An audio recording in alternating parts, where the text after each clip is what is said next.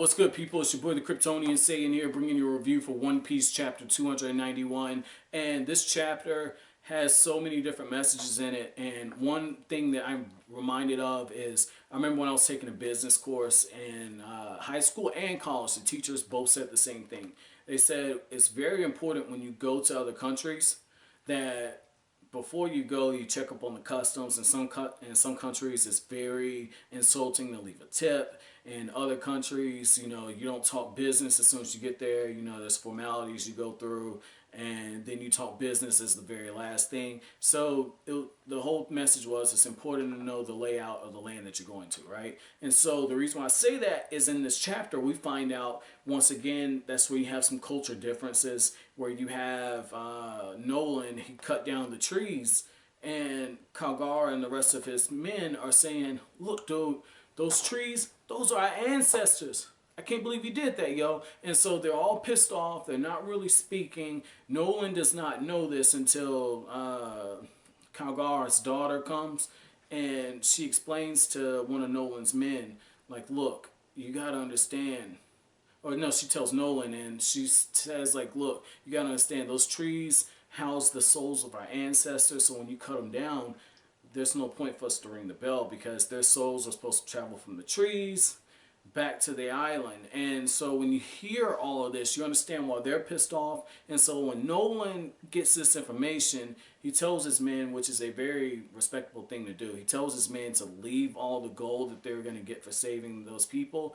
And his reasoning is we've done something unjustifiable. He doesn't go back on his actions, but he understands he's ruffled feathers. And you can just see the hurt inside of him for that. And this is one of those few moments where I criticize Oda as far as like his, drawing of faces and facial structures and everything, because especially when it comes to women. But this is one of those times where he absolutely nails it, and you see the emotion on his face as well as Kalgara's face. And so that was cool to see that. And then when you turn around and you have Kalgara's daughter saying, what if by cutting down one tree, it was able to save all of us? And she explains that those trees were infected by the tree fever sickness, and that they had to cut them down in order to save their people. And that's why he said this was only the beginning.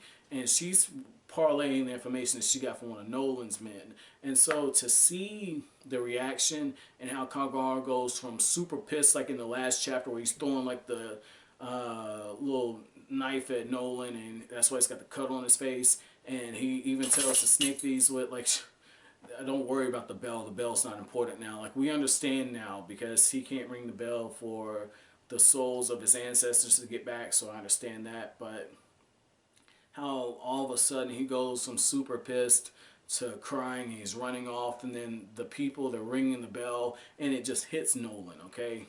Like, he's like, oh, that's the bell. And you have this very interesting farewell where Kalgara tells him, make sure you come back, tell me more stories, come back and visit. And it's very cool to see that, because in either this chapter or the last chapter, one of the things that Kalgara says when he gets drunk is like, you should marry my daughter. We can be a family. You can live here forever. And Nolan's like, I got my own wife. I got my own kids back home. I can't do that. And so just to see that, and to see that they're setting sail, and they're setting sail on good terms, really good. This is one of those ones, like, I didn't really want a bad ending.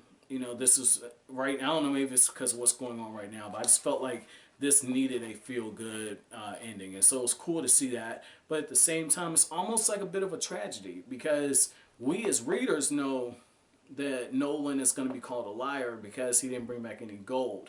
So it's like a catch-22, and obviously something's going to happen. The island's going to go up in the sky. So this is pretty cool. I like where this is headed. Overall, like I said, pretty good chapter. Chapter went for a little bit of the heartstrings and feels. And just to get personal on you, for me, watching those two kind of make up, it's kind of like what happened with me and a friend of mine, Vince, right?